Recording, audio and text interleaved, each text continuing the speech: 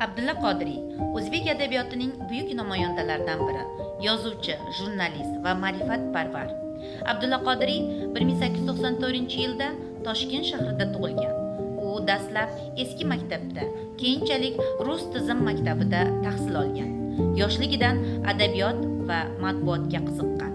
1920-1930-yillarda gazeta va jurnallarda faol ishlagan.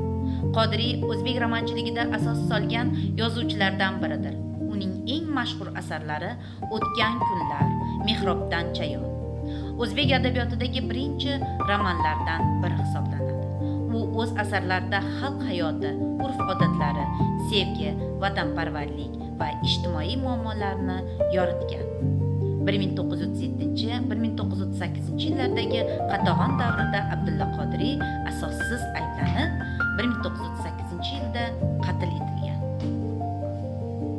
Biz o'lmagan